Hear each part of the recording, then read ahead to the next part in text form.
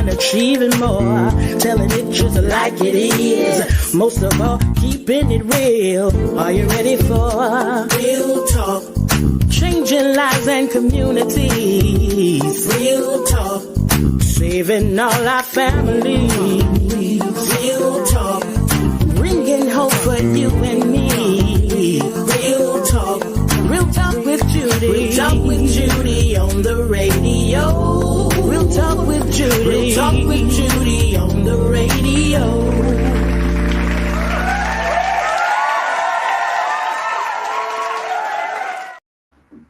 Well, good morning and welcome to the Real Talk with Judy live radio show.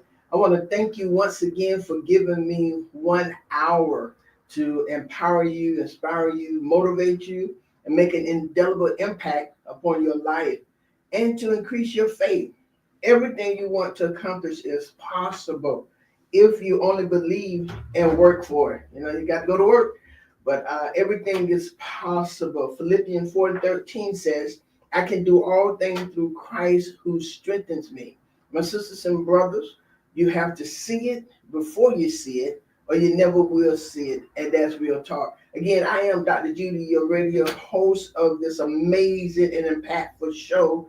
And to all of you, thank you once again for joining me on the Real Talk with Judy live radio show. Whether you're on by radio, Facebook Live, or YouTube, or Instagram, or the radio app, I am honored that you have chosen to join me. So please do me a favor. And for those of you who are returning to the show, you know what I have to do before I go any further. I must say hello to my mama. So if y'all will, go ahead and contact somebody, email them, text them. Now, if you're driving, don't text, okay? Do not do that. But you can't pull over to the side of the road because you're late for work. You're already late. So go ahead and pull over, text, tag everyone you know. Today is going to be a powerful show talking about some of our world's most precious gems and vulnerable people. And we must have, y'all see my audience, I got two beautiful ladies who are going to help me do this. They know a whole lot, and they are precious to Leon County. But I'm going to introduce them in a few moments because I need you to go ahead and get everybody on here. I need you to tag and share. If you're on Facebook, go ahead and tag and share because I got to do this most important part first. Hello, Mama. So glad you're joining me. So glad you're here. And y'all always know I say hello to her first. She is my life, and I just want to thank you. And I always say this every time I come on. I want to thank all of you who prayed for my mom. Thank you. So many of you prayed. So many of you still ask. Every time you see me, and most times before you ask me how I'm doing, you ask me how my mama doing. But that means so much for me, to me, because when she was in her most trying time in her health, and I put a 911 out on Facebook, so many people responded, even people who didn't know my mom, people who didn't know me. You responded, and because of your prayers, I really believe this with all my heart, that your prayers helped my mom be here today. And I want to thank you all so very much. The doctor said she wasn't going to make it. I think that was 8 years ago. And she's still here. She always tell us she ain't moving like she used to. Mom, you 86. Okay, so Mama, thank you so very much. And thank you for still being my trusted advisor. I know we haven't started the show yet, Seeking Holly, but my mom used to sit on the board of the CSC in Broward County. Oh, wow. Mm-hmm. Full circle. Yeah, and they still call her at times to for her advice. She had a child development center for 45 years. Wow. So just to sit here with you all, and when we were voting for it, I asked her if that was the wise thing to do, and she said, "You better, awesome. better vote for it." And so, Mama, today, I don't want to get ahead. Mama, today I have two ladies that you're going to be proud of. So do not doze off yet, please. Okay. So, Mama, thank you, Tanya. Thank you for having her on. Greatly appreciated. And y'all, Tanya is my sister who take care of my mom. She and my niece Kiara and her husband Dennis. Thank y'all so very much. And to the one who allowed me to do what I do without any problem, my awesome and amazing husband, and the Gerald Mandrell. Thank you for tuning in, sweetheart. Greatly appreciate you. And to you, Priscilla, my production manager and my production manager, marketing, and your team. Thank you so very much, Priscilla, for all that you do. Y'all, she's been doing this for 10 years. And Priscilla, I want to thank you so very much. Every flyer, everything you do, when I follow her direction, things are done well. So again, audience, thank you for allowing me to introduce my mom, my family, and now I get to introduce to y'all two amazing women that I am honored to have with me this morning. Two women that I highly admire, respect their work, respect what they do in our community, respect what they help us to do. I appreciate them greatly. They made me a better keeper of paper. But if you ever see on Facebook that they're having training or they're doing anything, go be a part. It'll help your organization. It'll help you as an executive director, as director. Both of them are very dear. I like to see Sika in meetings, especially when she's making them hard points, boy. Oh boy, she's funny. They're sharp. And so we're honoring, this is Women History Month, and I want to thank you all. I don't have any roses to give to y'all today. No, we don't But need roses. I just want to say thank you for what you both bring to this community and how you all help us as executive directors, our team, everything. You all have helped us be better. And I think I probably speak for all of us. I'm sure that we're much better because of your input, the trainings that you all provide, the one-on-one that you give to us. If we call, y'all gonna call us back. Even if you don't answer, you're gonna call us back or email us back, even your staff. So I want to say thank you so very much. And so, ladies and gentlemen, I am talking about Sika Green, who is, and a lot of you all probably know her, some of you do not, but she's a dynamic leader, extraordinary. She is an executive director of Children's Services Council of Leon County, and because they got something else that's happening that you all got to know about. I don't know, it's too late for me to get in, but I will get in somewhere, even if I serve. But I just want to say thank you. She is the executive director, and she happened to be a Delta Sigma Theta. But ladies and gentlemen, I introduce to you Miss Sika Green. Thank you, Judy. Oh my gosh. It is our pleasure to serve this community, a community where I was educated, raised my family, the whole nines. My mom still lives here. My sister's here. So serving in this position is really an honor for me. And doing the work that it takes to help our community move in a direction where no family is left behind, no child is without what they need to find their greatness. And when that happens, we as a community become even better and better and better. And so thank you for having me, having us. And we just look forward to a great conversation about the things that the council are doing. Yeah, we appreciate. I remember the first time I heard you speak, and you were so adamant about the children and helping us to work and to pull together. And I'm like, I like her. That's cool. She was fierce. She was sure. She wasn't intimidated, but she showed her heart. And I want to thank you so very much. And Holly, when I met you, Holly was smiling and just as hyper as I am, but she knew her information and she knew how to help move us and for us to move and how to write better, how to put this in place. Holly, I really appreciate y'all. Ladies and gentlemen, the Special Project Director of Children's Services Council of Leon County, Miss Holly McPhail. Thank you so much, Miss Judy, for having us here, having me here, inviting me to be a part of this and share this space with you today. My mom's probably not listening, but I would love to share this link back to her because she too lives here. So hi, Mom. I'm going to give you the link. Miss Dawn, just hi. I hope you're feeling better today.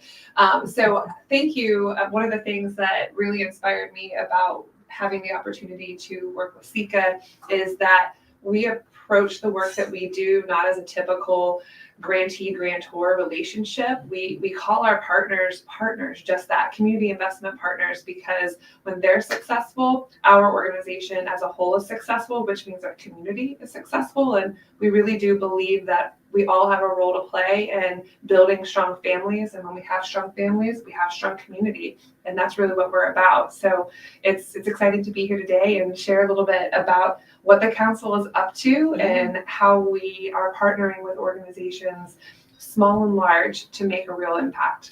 And I was just thinking about that, Holly, that they partner with small grassroots organizations, not just the big organizations like Boys and Girls Club or some of the other big organizations. Because my organization is not huge, and there are some smaller than mine that they have helped serve the people that we serve. And so that is a plus, because some people only serve the larger organizations because they have an opportunity to make a greater, well, I'm saying a larger impact. They can serve more families. But for those who are serving 50 and probably some smaller than that, but I know 50 to 100 children, they fund us and they give us as much attention as they give the larger organization. And that's one of the things that I had noticed, and I really appreciate it. Yes. I really appreciate it. It's so when the council was first formed, and let me stop here because that was definitely a decision, a focus of the council itself, the council members. And it really came out of looking at the data and the points that came out of the needs assessment. So part of that needs assessment was doing an asset map and an asset analysis and really looking at what organizations are here, what nonprofits are here, where do they focus, really diving into that to not only look at the organizations, but also the programs that they run. And what QQ Research, which was the firm that was commissioned by the council to do that needs assessment, found is that they're close to 2,000, somewhere between 1,000 and 2,000 nonprofits that are focused just on children, youth, and families within Leon County, the confines of Leon County. Some of those nonprofits serve 1 or 2 children, families. Okay. Some serve hundreds. Okay. And then the other thing that came out of that was, while you have your larger nonprofits, and yes, those larger nonprofits many times have a national, regional, or national body behind them that helps give them their structure, their support, and their guidance. There are many emerging organizations that came out of a need here in Leon County. Sometimes it's because of something the founder experienced, someone in their family experienced, something that they saw needed to be addressed, and they just got in there and started doing the work. It becomes taxing when you don't have a methodology and you're not memorializing how you do what you do. Sure. And many of those organizations are the ones that are reaching our families. Mm-hmm. And in many cases, those deep in families that are literally on the brink of having it all fall apart. So we would be derelict in our duties if we did not help and support them to be able to do this work, because they are the ones that our neighborhoods trust, that our citizens trust. And if they say it's worth it and the program should be done, or that a family or child should participate, those families and children listen.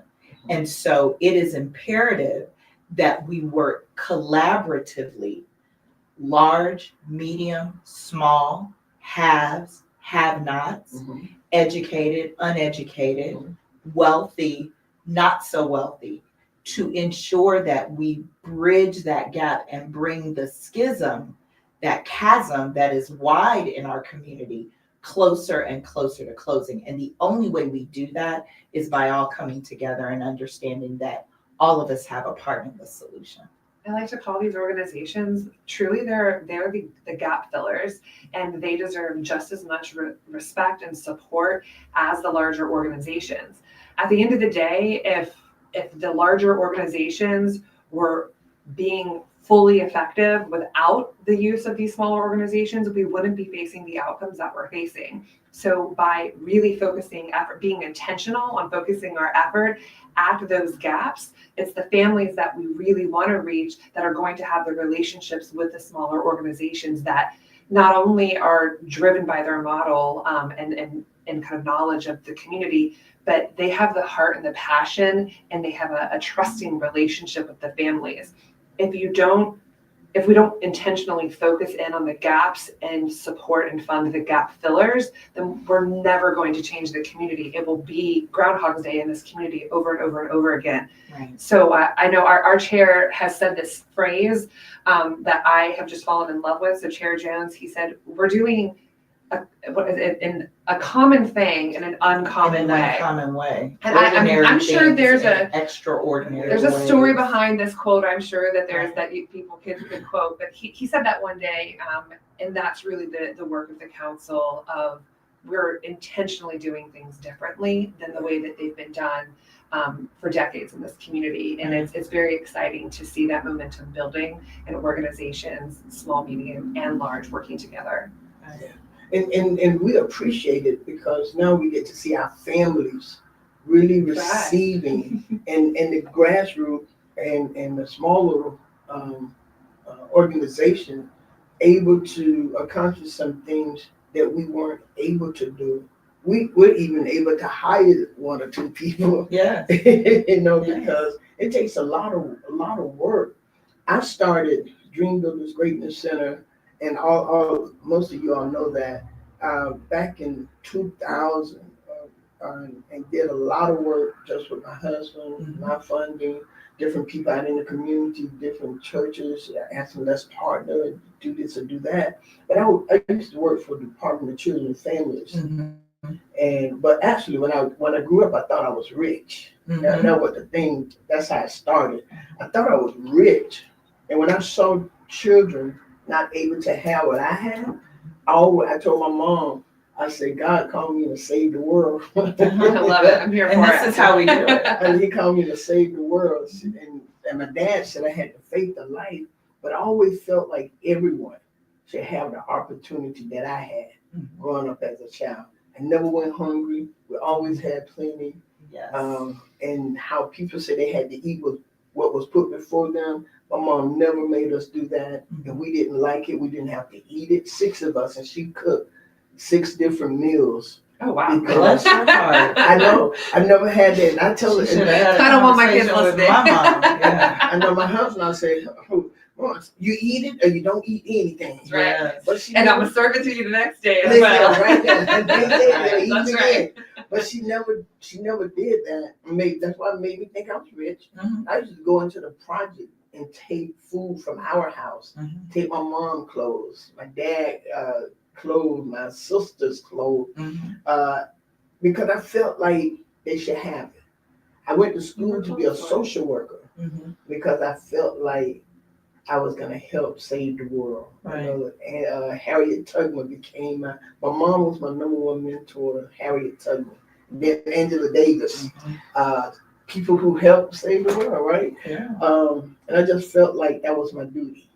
And when I worked over in Quincy, Gaston County, that's a whole different. Yeah. They just seem so different, and I felt like that was the area I worked there for 20 years to help these family change, and now so many are coming back. So when we have the opportunity to get finances and understand even better how important data is, because to me, I don't care. I'm serving these people. Exactly. I am serving these people. Right. Holly, where's the data? Right. Where's the data? And sitting in these meetings and understanding how important, you all make it so simple. Yeah. And it was a great help. Yeah. There's really many of the emerging nonprofits, we're actually trying to change that language from grassroots, because I think when people think of grassroots, I was going to use a term that our chair used, but I'm not going to use that term. They think of just no structure, and that you're just out there doing the work. And that's not really the case. There's a structure, and there is a way that work is done. They're just so busy doing the work that many times they haven't documented how they do it, what they're doing, the money that it takes to do the work. And so that's why we try to move to this term called emerging organizations, emerging nonprofits. But there is a paradigm shift that has to happen, and we have done a lot of work toward that paradigm shift to understand that while you are doing the good work, we know you're out there doing it. We get that. But we are now living in a society that says, if I am going to put money behind what you do, I need to know that you are going to be accountable for that money. Because the money that goes behind the agencies and the programs that are funded is this community's money. It's taxpayer money, it's property tax funding. And so all people that pay into those property tax have the right to know that money is being spent in an effective and efficient manner, and that results are coming from that. In this community, we've had several programs, several organizations, government and nonprofits, that have put millions of dollars into human services, from the birth space all the way until the elderly space. But we're not seeing the change that we want to see, because we have not moved to the space of accountability and performance measures. So even now, those funders are understanding that it's important to put performance measures in place, program metrics in place, and state the goal that we're trying to achieve. We are trying to ensure that the majority of our children are ready for kindergarten by the time they get there. We are trying to ensure that our third graders are reading at or above that level. Our goal is to ensure that the majority of our kids graduate high school with not only a diploma, but possibly certification, so that they can make a choice between college and going out into the workforce. We want to ensure that every mother who is expecting is getting the prenatal care they need, so that our infant mortality rate is going down, particularly in Black and Brown communities, and our maternal mortality rate is going down, and our birth weights of our babies is going up. So it's not just about providing the service, it's about being accountable for the funding you receive and showing us that the work you're doing is effectuating the outcome. And I think that's the difference, or the accoutrement, if you will, the added secret sauce that the council has added into this equation of all of these funders who are putting money in the space of human services. Okay, hold on for just a minute, Holly. I know some of my audience just went the cuckoo. Accoutrement. I was an English major at FAMU. She's about to give you the I was an English major at FAMU, and accoutrement, however you want to pronounce it, but it's the extra. It's the items in a meal that add to the meal, that make the meal taste better. It's that the fresh make it- thyme, right? Sprinkled that on the makes top it that make it function beautiful and better. tasty. Yeah, you know, like, have you ever seen the Fred Sanford when you got the black Oh, yes. cop and the white cop? Yes. Mhm. And they're trying to say something to Fred Sanford, and the white cop just go the Accoutrement. yep, that's what he told Fred, the accoutrement and all of that, and then y'all just did the opposite, you know, because it was Sika, the black lady, who come talking about the accoutrement. I'm like, damn, that's an accoutrement. I just put it on my audience. I just put it on the It's audience. the exclamation point at the end of the sentence. And then Holly come back and said, it's just an added ingredient. And you're like, oh, okay. Yes. Secret sauce. There we go. There we go. All right, so we're on the same page now. Did you say that Awesome. reversal? That was good, wasn't it? I just wanted to help the audience, right? But yeah, that was good. That was good because that's what we want. We have to bind it together. And I'm not ashamed to use me because I did the work. I documented well. I have all the documents, but it's like how many? We like to say, how many did you serve? How well did you serve them? And are they any better off? Like, those are the three core questions, and it's really as simple as that. And for those that are listening, tuning in today, and they want to learn a little bit more about it, it's called our Small Investments for Program Success. It's our SIPS program. It's actually open right now until April 4th. So that there is funding available exactly for these small emerging nonprofits specifically invested in the space of kindergarten readiness, youth mental health.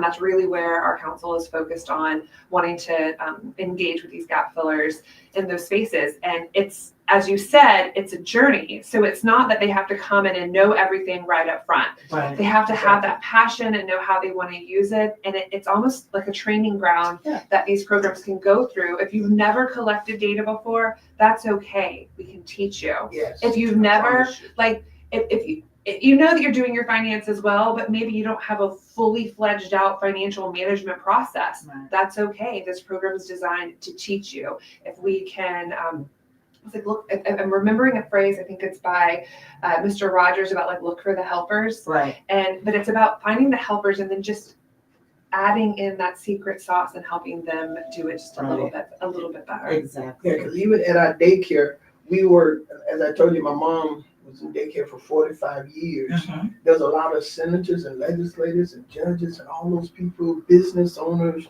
who've gone through her child development. She said she's not in daycare, her child development center.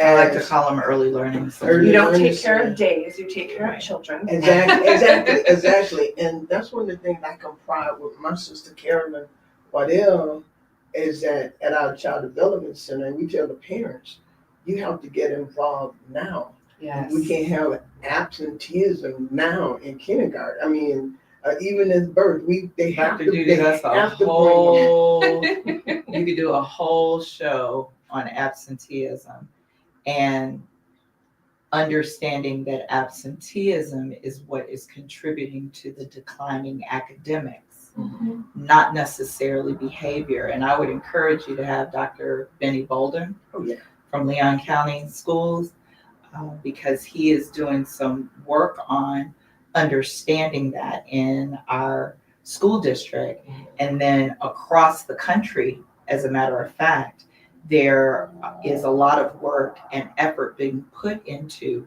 what is it that contributes to absenteeism. And so going back to your point, it does start early on, but let's think about if a family is trying to ensure that food is on the table and that mother or father or mother and father are working third shift, or each of them have two jobs, and coming home and then making sure that their child goes to the child care center and they're tired, they might make the decision, you know what, you can just stay home today. And understanding that child care centers and early learning centers are no longer just changing diapers and feeding your child. They are starting with that development early, and they are asking parents to engage in that. And so when we talk about parent engagement, and we talk about telling parents how they can be more involved, we need to look at what are the supports that we need to give our families so that they can be involved, so that they can have that energy to be able to use just simple things to enrich their child and be involved with their child's education and development. We all know that they tell you from the time you learn you're pregnant, you should be reading to your child, because your child can begin to hear you even in the womb. And so it is important that we focus on that for sure, but that we also give our families what they need so that they can focus on that. Because it's one thing to say, pull yourself up by your bootstraps. It's another thing when I don't have boots. When I don't have boots. And I don't have a way to get boots because I don't have a job to get them, or if I have a job, I don't have transportation to get them, or if I have the transportation won't get me there during the hours that the boots are being sold, or when I get there, the boots are so expensive, I got to spend my food money on the boot. So I could go on and on about the philosophy behind why it is important for all of us to be concerned about the least of these, because that is how we are defined as a city, as a county, as a state. How is it that we care for the least of these? Yes. And that's how we started Dream Builders Family Affairs. We went in the house. And I learned that. I took that in there from working with Children and Family Services as a protective service counselor, as a foster care counselor, and as a parent trainer, and from my own upbringing. Because my mom would take her St. John dresses and give them to these women. They couldn't come into her daycare a certain way. She said, no, you're coming in here dropping off your child and da-da-da. And so my sister Carolyn used the same philosophy. She had them know, no, don't come in here with that rag on, take it off and da-da-da. But we went into the families because we understood that sometimes you're asking me to do things that just won't work. Right. I don't have the tools to be able to do that. Yeah. And I may have the boots, the straps gone, because I had to use them somewhere else to make things happen. I remember the first family that I got who had 10 children living in a 2.5 bedroom home. And I asked, what would make you, and I don't go in, I've learned this, because I'm not going to allow anybody into my house to tell me how to run my house. Exactly. Right. I know what works for my house, regardless of what you say. Right. And I would ask them, let's sit down, because here we have a family of leaders. Everybody leaders. So let's see how it works. And when I asked the mom what she wanted a dining room table. The house was already small, and I'm thinking to myself, how in the world I'm going to put a dining room table? The man, he wanted his house painted. He wasn't her husband, but he was that father figure in the home. The children wanted a 55-inch TV on a wall right there. I'm saying to myself, how in the world are we going to make this work? So I talked with creative people in my church, and we made it work. Yeah. We had a big cookout in the community. Big cookout. The men got together, they painted that house. Where did I get that from?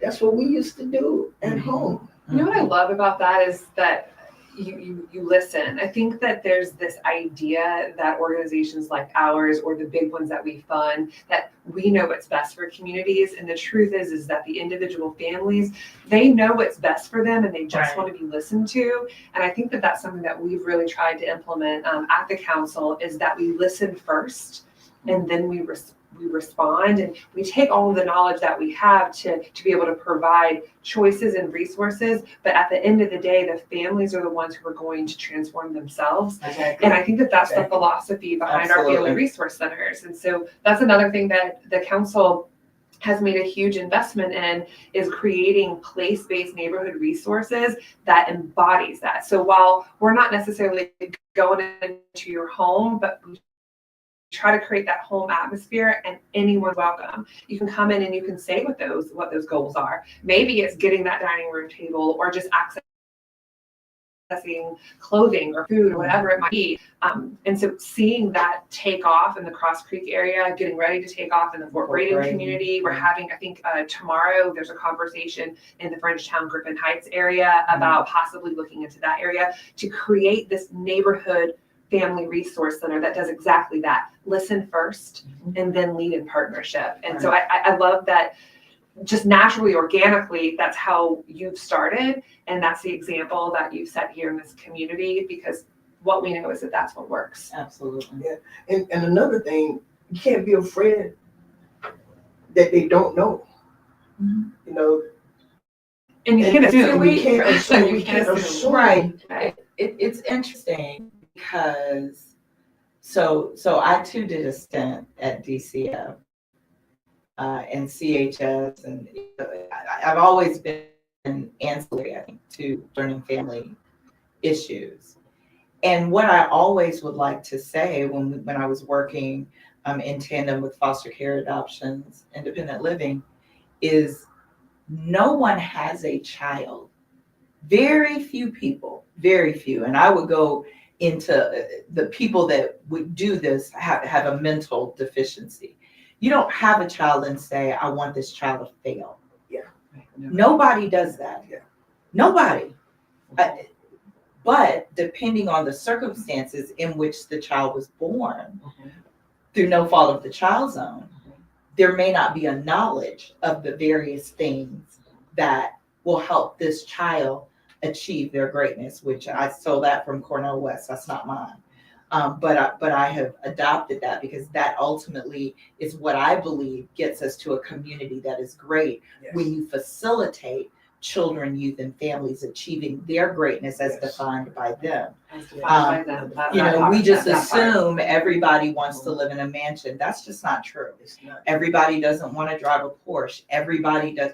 But people do want to know It's too expensive. that when they go in their house, Mhm. it's free of critters. It's a roof. There's food in the refrigerator. I can feed my kids. Exactly. I can get in a car or get on public transportation to go to work. My kids are going to a school where they can learn. Everybody, and they feel safe. My neighborhoods are safe. So how do we go about in a collective manner, in a coordinated manner, to effectuate this for everyone in our community? That is the thing that drives this work, and is ensuring that no matter what side of town, on what side of town you reside, you can have a good life as defined by you. So how do you all work, all of us together like that, to help build this type of community or partnership from the emerging organization and those who all y'all have another name for the big organization? No, They're larger organizations. organizations. Okay, Yeah, so they're larger organizations. Because we can't have a feeling of, and I met with some of the emerging ones, and I told them it's really easy. I think And there's this I share with them- idea of I think you're going to collaborate. So Yeah. oftentimes, especially in the funding world, we incentivize competition instead of collaboration. Right. And so let's just Exactly. flip Okay. that for one thing. I mean, I think one of the trainings that you went through for starters is we intentionally brought folks together, and instead of saying, congratulations, you've received a grant, we said, congratulations, welcome to the family. Right. And we spent this first part of the training of everyone go around and talk about who you are and what you do and why you do it. And when you leave today, our goal is, yes, you're going to be prepared to implement your contract, but also that you've made a connection here with another organization that's maybe similar to yours, that you might see an opportunity for collaboration. And now with the funding that we do, we actually require it instead of just encouraging. It's part of the application. What organization are you going to partner with to help you be better, do more, stretch the dollar further? Part of it is, like, selfishly, I'll say part of it is about being just more efficient with the public dollar. But also when you can collaborate with someone else, you can create those economies of scale that allows you to do more with less, but to do it even more effectively. And I think that's the first step, is encouraging folks to work together. Absolutely. And so there is this saying, which our chair hates when he sees this happening, and it's called mission creep. And so when you have, to go back to what Holly said, when you have this competitive environment, and your organizations are looking for every dollar, it is very tempting to move away from the reason you founded your organization, because I'm going to creep and write to what the money says it is designed to do. That is the death of an organization, because it is important to define, why are you here? What is my mission? Know your space. Know your space. And you identify opportunities in that space. But there could be that the opportunity fits your space, but there's a piece over here where you do not have that strength. You don't have that strength. You don't have that program. But there is another program. There's another organization that does that and does that well. So why not collaborate and come together? And you do what you do well, and the other organization does what they do well. So now you have 2, 3, 4 organizations that feed into what they do well and are able to wrap themselves around this family, this child, this youth. It truly is the definition of collective impact. And I had a very good colleague say to me that this community is not right for collective impact. And I have said to her, if it is the last thing I do, I'm going to prove that wrong. Because if we don't move toward collective impact, toward not worrying about who gets the credit, but worry about what the goal is on the other side. If we don't do that, we are going to perish. We are. Yeah. And so I believe that CSC came, not to get biblical, but to get biblical. And I'm not a Bible scholar by no means. It's okay. We But I say it's in Habakkuk, they talk about the appointed time. I do believe that CSC came at the appointed time, because statutorily, one of our responsibilities is to be a convener.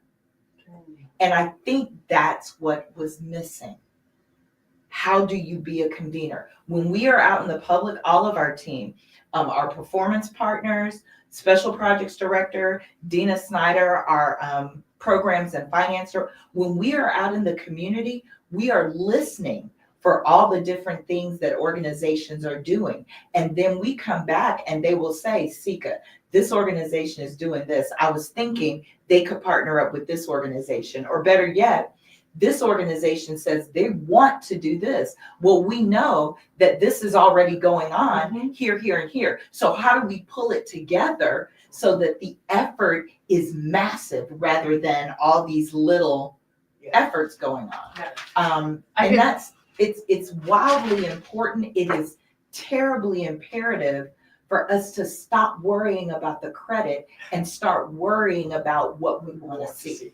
I'm notoriously known that if someone's like, oh, do you know anybody who does this? And I'll say, absolutely, can I connect you? So if you give your phone number to me and I have you in my phone, you will likely at some point get an email or a text that says, hi, so-and-so's copied on this text message, so-and-so's copied on this email.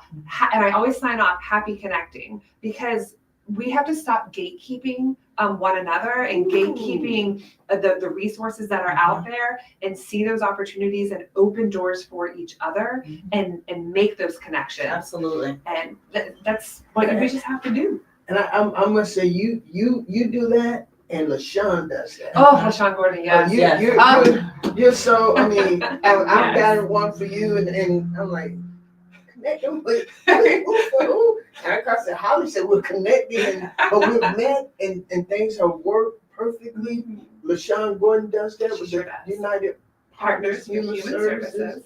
And I agree with you all. If our community can get there, and we can. It just take, as you all have said, everything we need. We have a good community. We just have to stop being so competitive, competitively unnecessarily. Right. The world is built that way. In the bad way, but bring us together. Bring bring us together and let's make it work for the families. What's the quote you always say? If you want to go fast, go by yourself. If you want to go fast, go by yourself. If you want to go far, you go with others. That's what we're trying to do. And we've done a lot of fast work. Now we want to go far. And all of this, it sounds good, right? We got it all and it's moving. It's moving. And people say, but I don't see a change. It's because we are trying to address social issues that have emerged over 400 years. Come on. You can't address that in 3 years. You can't address that in 2 years. This is the definition of a journey. It's the definition of a marathon. And so the only way to get there is the consistent, deep investments over a period of time. Yes. And that is an important message because we know that there are community members that say, well, I don't see a change. You're not going to see the change immediately. Right. But if you stick in there with us, yes, help us support, look at what the one thing you can do. Yes. The one thing you can do, the one child you can impact, the one family you can impact. If everybody's doing that, then we will begin to see this shift and move. And the reason why we know we'll begin to see it is because it happened in Miami. It's happening in Broward, where we know that CSCs have existed for a while. It's happening in Palm Beach. It's happening in St. Lucie, Martin County. It's happening. So those of us that are the newer CSCs, Alachua, Escambia, Leon, we have to have that same opportunity to infuse so that you can begin to see that change. Yes. I would also just like to just throw out there, the other reason why we have to do this together is because while it does seem like we have a lot of, like an access to a lot of money, it's still just a drop in the bucket. And this idea of how many did you serve, how well did you serve them, and are they any better off? That how many did you serve is still not going to be the entire community. And our goal, of course, is that those that we do serve, that we're able to serve, that they're going to be better off.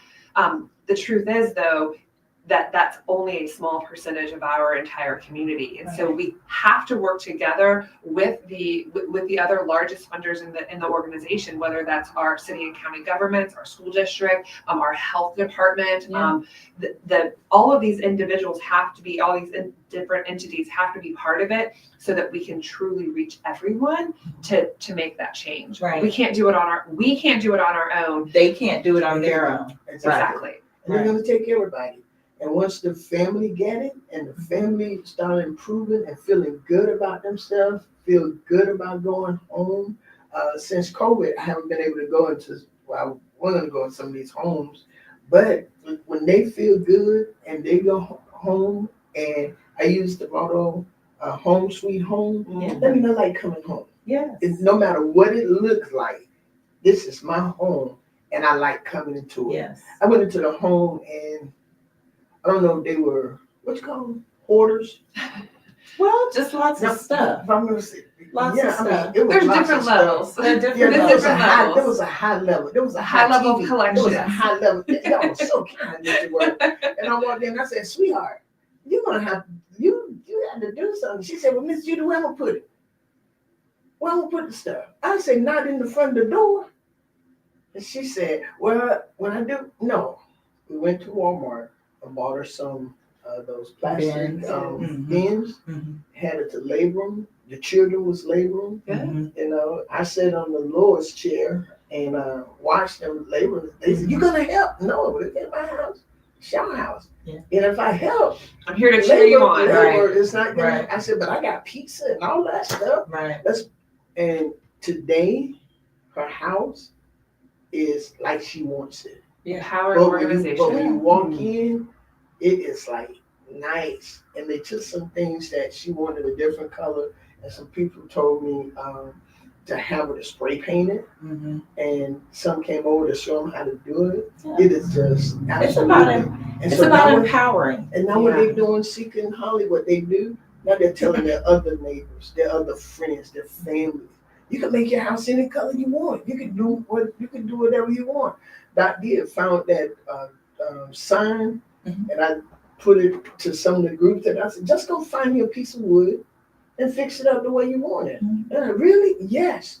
Oh, I remember that story. Yeah, that's right. Yeah, he saved a whole bunch of money too. And he learned how to do stuff himself. Yeah. I told him, go make stuff happen. But as the family get happy, they share their happiness. And I think too that they're part of this equation. Right. That so many people are working with. Got our Young County Sheriff Department, and everybody seemed to. But if we can ever just bring it all together. And I think we're on the cusp of that. We've been in existence. May will be 4 years that we've been in existence, and we've gotten about $19 million encumbered, somewhere in there, and awarded over that almost 4 years. For summer programming, we've got an expo coming up this Saturday. I was just about to say, I'm about to run out of time. Yeah, and I need y'all to talk about. Sure to talk about that talk expo. about Saturday. Yeah, so I'll give some of the details, but Holly is the spearhead, the one who's spearheading and making sure that the implementation happens. But this will be our third summer expo, and this one we're actually calling a Family and Youth Services Expo, where we will have the availability of the programs that we funded for the summer, the programs that we funded for year-round, other programs that we fund that for programs in family support and youth mental health. And we also are going to be partnering with the city and the county on some youth employment opportunities through TIFLA Tempo, our summer youth internship program, as well as the apprenticeship program at Leon County. So we want everyone to come out for that. Holly, I know there's something that I've forgotten, so I'm going to kick it over to her to finish up on some of those details. Well, the most important one is that it's this Saturday, yes, March 22nd, 10 a.m. a.m. to 2 p.m. We're very fortunate to partner with FAMU DRS. We'll be in their gym. FAMU DRS. So we're really, really excited. There's going to be a hot dog vendor out there, popcorn, but like just also fun. A very, you'll notice a little construction theme happening, because together we are building brighter futures here in this community. Yes. We have over 30 vendors that are there, whether it's, as Sika described, those that we directly fund, that is not only providing summer camp and year-round after-school programs, counseling for women after hours, mental health wellness check-ins for youth of all ages, legal services are going to be there and be available, but also some of our other community partners like 211 Help Me Grow, WFSU, and some of their camps that they're offering. As well as the Leon County Public Library, and then a few surprises. We got some local children's authors coming out. Captain Smiley will be there signing books for youth. The Tallahassee Soccer Club is going to be there giving some tutorials for things, and so there's just a lot of activities that are going to be happening. Like I said, over 30 vendors. And then if you have those older youth, we'll have a separate space for them to go check out those employment opportunities in the cafeteria. Yeah, so we want as many people to come. This Saturday, 10 a.m. to 2 p.m., FAMU DRS. And that's going to be awesome. And I saw that, I was like, yeah, I need Sika and Holly. I need Sika on my show. And she said, I'm bringing Holly. Yeah, so, so you get your guests. I'm going to tell you how it's going to work. And you're like Sika, she's going to tell you who else you're going to bring. Yeah. She's not going to ask you. She's just going to tell you. It's a team sport, Dr. Judy. Oh, okay. Yeah, we don't compete, we collaborate. Okay, not bad. They just going to come on your show. Not a better way than to show. We live but it. You know what? To have you all here to talk about what this city needs as for what we must do. And that's all of us, y'all. Yes. That's every last one of us. If we can help one family, we have to collaborate. And there are a lot of people in this city, a lot of children. And I'll go from birth on up. Yes. If we can help now, we can save them by the time they turn 10 and 12. But if we can help these families, whatever that family look like, whether it's mom and daddy or daddy and whoever, grandmother or godparents or foster parents or adopted parents, we just need to help the family and to help these children. We're investing now. And if you invest now, I think it goes with a child saved. It's not just a soul saved, but a life saved. It is. These are the people that will be taking care of us as we get older. And if I could leave with one thing, sometimes when I do addresses, I start off with the words to the greatest love of all. I believe the children are our future. Teach them well and help, let them lead the way. So we can't say we believe that the children are our future and not invest in them. They are born here. They are the mammal that is born here, not able to do one thing for themselves. Not one thing. That's right. Everything that a child learns, they learn from an adult. That's right. So we can't say that they're our greatest investment and they are the future, and we don't invest in them because they don't learn it any other way. So yeah, listen, I have kids and we didn't ask to be here. You're right. And so it is my job. It's our job to pour into them so that they can take that baton and go right into the future. I love it. I love it. Holly, you want to say a closing word too? Because she just closed out the program. I know she did very, very well, and I want to take from it. But as you were speaking, it reminds me. I believe that it was former Mayor Gillum that told me about this tribe in Africa and how they greet people. It's not, "Hey, how are you?" It's how are the children? Quinceañera. Yes, Yes, and yes. When I was listening to you say that, I was reminded of that moment of how are the children, and if we really do care about the future of our community and what we want it to be and achieve, we have to really lead with that question: how are the children? And if that's our priority and we teach them well and let them lead the way, then they really will be the future. Well, how can they contact you? So we are everywhere. We're everywhere. So on social media at CSC Leon County. And so that's Facebook, Insta, as well as YouTube. And then our website, cscleon.org. You can email us at info, at cscleon.org. Please go to our website, sign up for Treehouse Talks. It's our monthly newsletter. And sign up to be a volunteer with us. Yes. We need them. Our FRCs need them. But tune in, be a part. If you're not a part of the solution, you're a part of the problem. And I just don't believe people want to be a part of the problem. Yeah. So, ladies and gentlemen, I want to thank you all so very much. I want you all to share this. Share this on your page. Share it on your page. This information and the heart felt for the children and families of our community, felt for us collaborating and working together. The heart. I know you felt the heart today. So I'm going to ask you, if you will, go to the website. That's www.info. CSC Leon. CSCLeon.org. CSCleon.org. Go, because I promise you, if you invest now in our children, you will create an opportunity for them to be the greatest humans they can be. Absolutely. And we want them to be that.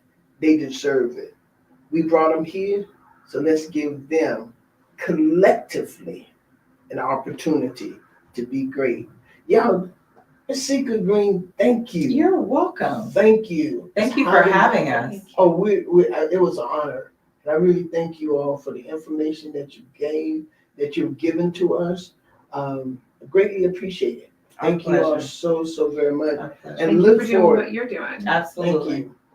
Thank you for investing in me. Absolutely. Yeah, thank you. And you all show up this summer. I mean, show up. Parents, this is an opportunity. Yeah. Did we say that the camps were free? I just want to thank you for that last shout out on the screen. Yeah. We have 13 different summer camps, 13 different ones that are serving K through 8, depending upon what the ages of your children are. So. Y'all heard the word? Free.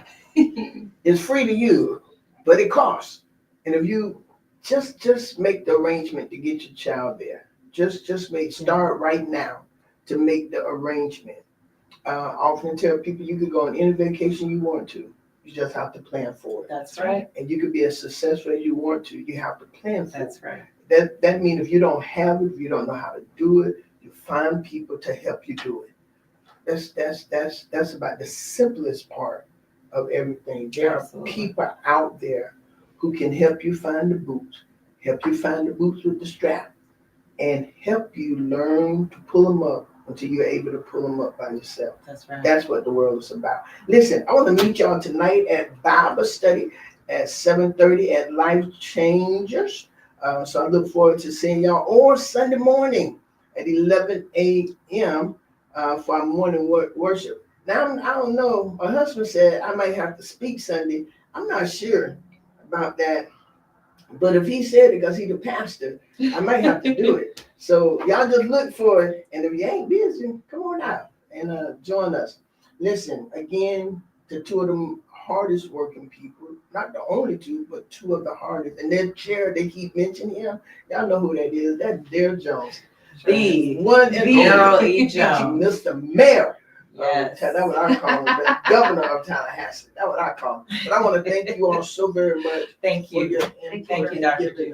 Greatly We appreciate y'all. So listen, we'll be back next Tuesday. The Lord said the same. And guess what? We're going to have another good talk. Invest in the children now, and you can celebrate them in their greatness later. That's real talk. Real talk with Judy. Real talk with Judy on the radio. Real talk with Judy. Real talk with Judy on the radio.